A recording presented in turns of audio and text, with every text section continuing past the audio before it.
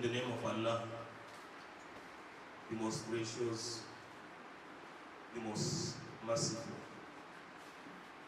All praises are due to Allah subhanahu wa ta'ala. We praise Him, we seek for His help, and beg for His forgiveness. First and foremost, I would like to at least correct the impression of what the facilitator of the program just mentioned. Thank you for the prayers, but we don't accept it in academic environment. If you are not a professor, you are not a professor. Just accept it as a letter. So my name is Dr. Usman Bakari. Assalamu alaikum wa rahmatullah. The proprietor and the parents around, my friends, colleagues, as teachers, students, good morning. My task is simple. The proprietor has mentioned something that I should talk on the topic that will captivate the attention of the parents, to do what is expected of them, so that the education of their words or children will be excellent. I'm one of the parents, so to speak. But let me tell you from experience. In the university, what we experience in the university nowadays is not good for the future of our education in this country. A Part 4 student cannot read, cannot write. Somebody that is in 400 level in the university cannot read, cannot write. Somebody is in 500 level is 17, 18 years because of what parents are doing, so to speak. They accelerate their children from one class to another. They want their children to be in the university. Yes, it's good as a parent. It's good for you to be the Minister of Education in your family,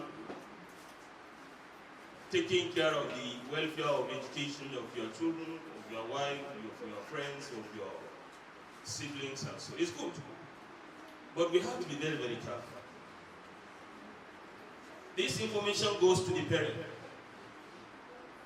No matter how you love your child, don't accelerate him unnecessarily. From JSS 1 to JSS 3. From SS1 to SS3. From SS3 to Part 1. Some, they will forge a certificate for their children to be in Part 2. Just for them to finish their degree within the range of 16, 17, 18. If your child has finished his degree at that material time, 16, 17, 18, where is he going to? The mental age is not ready for the challenges of the country, talk more of the challenges of the world. How can an 18-year think quantitatively in such a way that he would invent or create something that would support the country? It's very difficult because of our nature and our educational whatever in the country. First and foremost, I want us to note this. Secondary school education is for reading, writing, and communication. No more knowledge. At the secondary school level, you are expected to know how to read, how to write, how to talk. But some of our parents, they are, can I say, they are ignorant of this, or they don't know this. They just want their children to just finish on time, so that you can secure a job for us. The aim is defeated. What am I really saying? I'm saying that parents should sit up. Your work is a facilitator. You facilitate the process of their education. You support them where necessary. Give them emotional support, social support, physical support, moral support, and all the facets. Support them where necessary. This is what you're expected to do. But for you to jump into or to something that is not your own, I think this is not good for you as a parent. What am I saying? I'm saying that those of us as parents asking the school to please allow your child to write his SSCE. The child is in SS3, the child is in SS1, but you are forcing the school to allow him to write his SS3 exams. For what? The curriculum is there for you. You are expected to follow all these things. And let me tell you, if you skip one of the courses, or if you skip a level, wherever you go, that particular level will haunt you. It will serve as a carryover to you and to your parents. So the national policy on education has spelled out these things. We should not jump before the gun. We are not supposed to jump before the gun. What are we supposed to do? Plan well and follow your planning accordingly. So, my parents, I know some of you might have given back to somebody like me. I have to tell you this. We want your support, but we don't want you to push us into something that will destroy our future. We don't want you to push us into something that will not help us tomorrow. So please, unnecessarily asking your children, asking the school authority to skip or to accelerate your child. I'm calling on each and one of you, we should stop this. It will not help the system. Now a Ph.D. holder cannot teach a class. This is what is happening in the universities. A Ph.D. holder cannot teach a class. A Ph.D. holder doesn't know how to manipulate computer. Where are we going to? You've skipped different levels, you've acquired the certificate, and you don't have the required experience or the required knowledge. Then where are we going to? How can you be a president tomorrow and expect things to go smoothly? How can you expect things to move smoothly for you tomorrow as a governor? You've skipped some levels, you don't know. Your parents push the schools so that you can finish on time. In fact, some of the parents, if they ask for a school to give him that particular opportunity so that he can accelerate his child, if the school say no, he will just remove the child. He will take him to Gongo, he will take him to Manaremo, he will take him to wherever he wants to. He wants his child to go and write the SSC. This is what's happening. And tomorrow the child may venture into one of the courses, and things that are expected for him to know, he has skipped them. He may not know. So one of the points that I want to hammer on it is this. We should stop accelerating our children unnecessarily because it's affecting their future. You ask a student to defend his project, he cannot. He cannot defend his project. How? Let me tell you, this thing doesn't stop in the secondary school. It has permeated into universities and colleges. If you think you are a principal lecturer, somebody somewhere is ever ready to collect money so that he can accelerate your child. This is our situation in the country now. Only few of us are serious to correct these anomalies. Only few of us. Some of the corrupt lecturers from secondary school, the teachers from secondary school, they find themselves in the universities or colleges, and they are still doing the same business. So please, let me call on our prospective leaders. You have a target to achieve. Some of you tomorrow will be governors, will be president, will be members, House of Representatives, will be senators, will be members, state houses of assembly, and things like that. You should prepare yourself mentally to face these challenges. Prepare yourself morally to face these challenges. Prepare yourself socially to face these challenges. Some of the carryovers we are carrying today is because of the excesses and the anomalies our predecessors have, in fact, put themselves into. Morally, you are not sound. You are not good, right from secondary school. If you are a governor of the state, you cannot be good. Because of what? Of your immorality that is witch-hunting you. As a president, you were not a good student in the secondary school. You found yourself in the villa. You cannot be a very good leader because of that particular behavior that you have taken right from secondary school. What am I saying?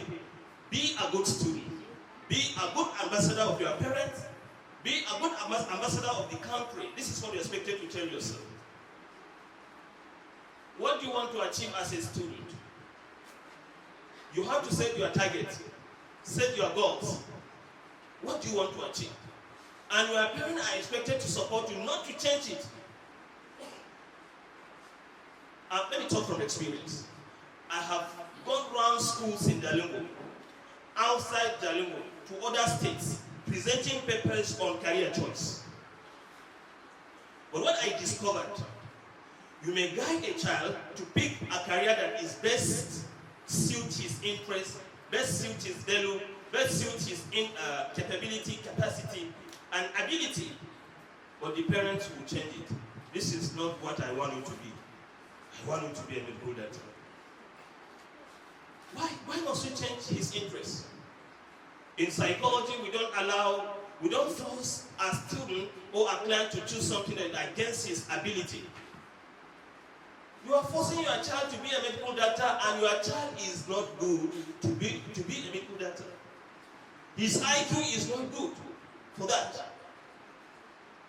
You want your child to be a military officer, and he's not ready for military work. And you force him into military work. What do you expect? This is what some of our parents do.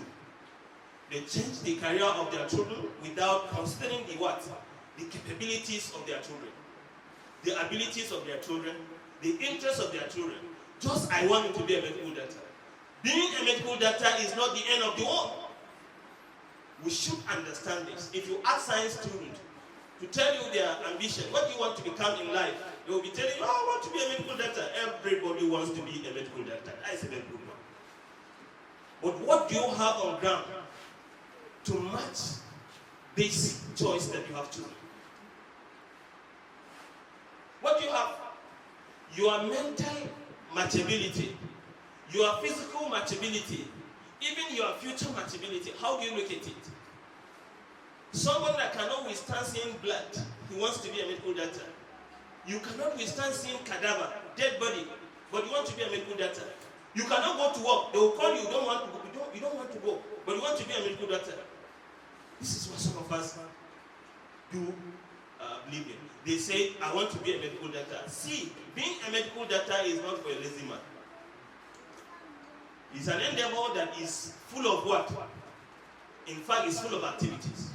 If you want to make money, you cannot make money there. You should tell yourself this. Who are the millionaires in the world today, or billionaires? Who are the billionaires? Somebody is saying businessmen. Yes. Business tycoon. Yes. Business magnate. Yes. Agreed. Farmers. Yes. One of the examples is Dangote. Dangote has been a business person right from 1970 something. 70 something. You should understand this. Somebody has started business 1970 something. Up to this moment is still on his business. You should understand that it's not easy. If you have taken a career, Dangote studied business management. He didn't study medicine. But how many medical doctors are working under his company now? How many lawyers are earning money under his company now? And how many computer whatever are working for him? Engineers are working for him now to make business management. So please, you should be wise enough to choose what will support your parent, support you, and support the country. What are we saying? We are saying that business is one of the things that you should take. Business. Maybe some of us, business. My friends are earning millions and I'm going for business every day, every now and then. Yes, this is what we want you to do. You know who is Bill Gates? One of the software engineers in the world. He happens to be what? One of the richest person in the world. And not only this, people that have specialized in what? Computer science are the billionaires in the world now. Computer science. How many of you have the interest to go for computer science? Everybody wants to go for medicine. Medicine is not meant for everybody. Let me tell you, in my experience, I did my degree in University of Maiduguri some years back, around 26, 206, 204, 203, 4, 5, 6. You should understand something. Remedial students will look for admission in fact, if you ask, in fact, all of them, if not all of them, many of them will say medicine. You know what will happen? Few of them, 5 or 6, will be given medicine, but the many ones are going for agri, physics, biology, geography, mathematics, English, Islamic studies, Hausa, and other courses like this. I didn't read medicine. I did not study computer science. But I do guide computer science students. I do guide those that have read medicine. There was a time I was invited to give a talk to consultant in Federal Medical Center. Someone who read guidance and counseling is delivering a lecture or public lecture to consultants. If I studied medicine, I will not be there.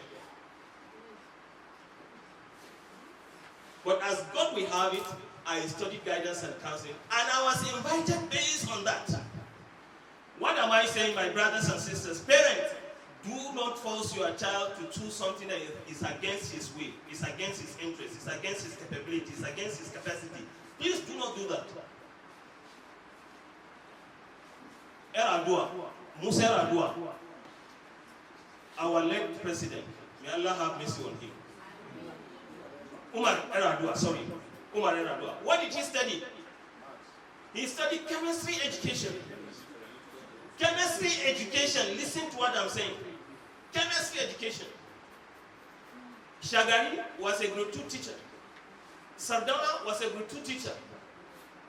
Tafa Balewa was a grade 2 teacher. And let me tell you this present president, President Ahmad Bola Tinubu, he studied business. Some say he studied accounting. He's far from medicine. You should understand this. The owner of this school did not study medicine. You should understand this. The governor of this state did not study what? He didn't study medicine. Good luck, Ebele Jonathan studied zoology. Zoology. But he happens to be a president of the country.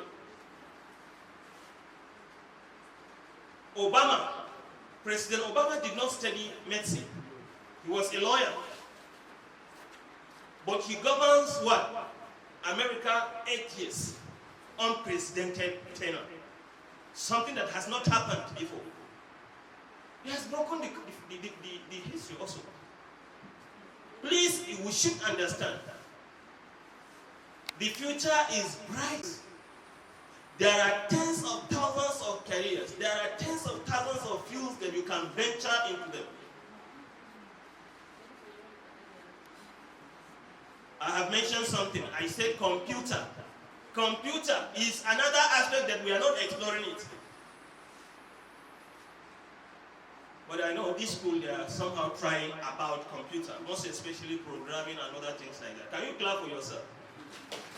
Yes, I have witnessed this. I'm not flattering them. This is what I've seen. What are we supposed to do as parents? We should support our children to be part and parcel of these things. I think the school has what? Invented something.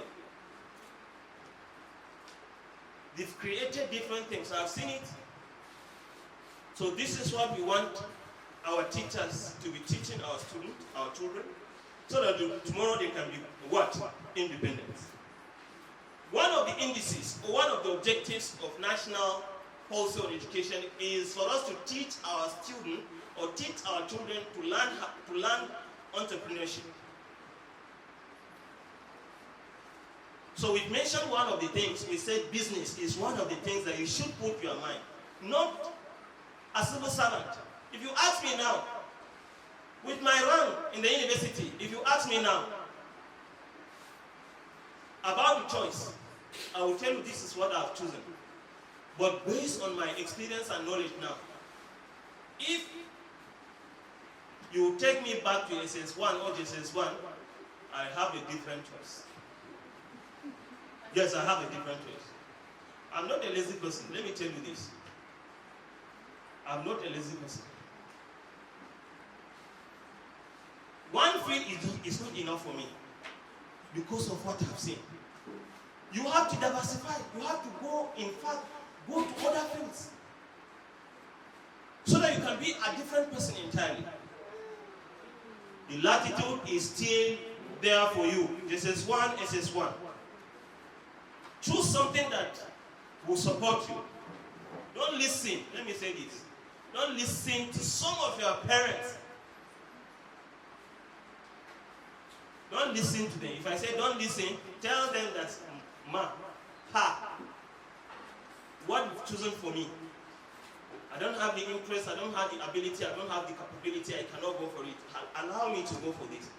In a mild and respectful way, you can ask your parents to support you in what you've chosen. They should pray for you. I hope we are getting this. We should pray for our children. Whatever they have taken, so long as they are not what? Hoodlums. So long as they are not what? Counterculture agents. So long as they are good, we should support them with prayers. We don't know what will happen tomorrow. Somebody studied theology in this state, but happens to be a governor for 3 times. Theology. I'm not looking down upon theology, no. But what you've studied is different from what you are going to do if care is not taken. The most important thing is for you to acquire the skills. Let me now digress to our parents. We should support our children to come to school on time. We should support them. Time is money. Time is everything. I do ask my wife to wake up 3 o'clock, 3:30. But you know women, some of them will say, 3 o'clock. You know, if we have women here, they know what I'm saying. Some of them. Some they'll wake up around 4, some 4:30, some 5 o'clock. Prepare the breakfast for your child on time. If you have the mobility, take him to the school. Pray for him. Don't just release him as you are releasing animals. Pray for your child. This is what you're expected to do. Pray for him for protection and for what? For understanding. Encourage them. Where they have fallen, cuddle them. Ask them to pick from where you've fallen. You support them as a teacher or as a parent. Sometimes you motivate them by giving them tangible motivation, tangible things that will still spur their what? Their interest and ability. They need textbooks, buy textbooks for them. School fees, pay your school fees on time. You know some of us, you don't have money, but you are shouting on the school proprietor. If you don't have money, come and tell them. And keep to your promise. Some of us, this is what we are doing. We don't have money, we'll shout. If you don't have money, ask them. I know the proprietor will listen to you. Allah said in the Holy Quran, إِذَا تَدَايَنْتُمْ بِدَيْنٍ إِلَىٰ أَجَلٍ مُسَمًّى فَاكْتُبُوهُ. If there's any transaction, write it down. Fix time for it. And you should fulfill your what? Your promise. This is what a parent is expected to do. A parent is expected to do is for you to support your children if they are bad. Call them. Ask them one by one what they were taught in their classes.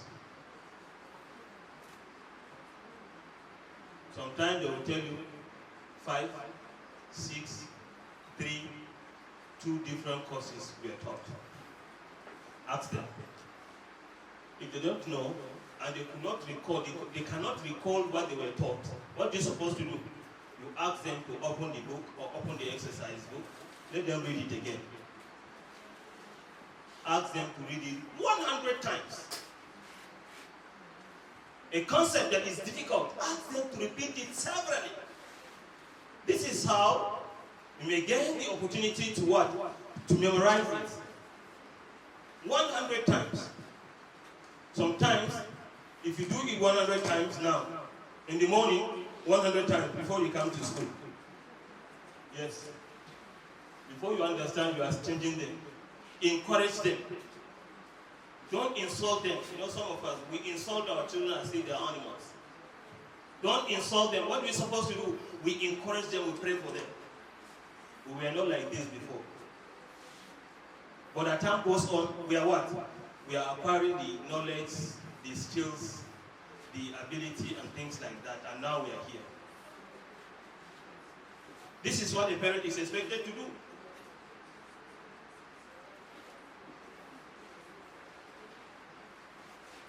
I think with this little information I shared with you,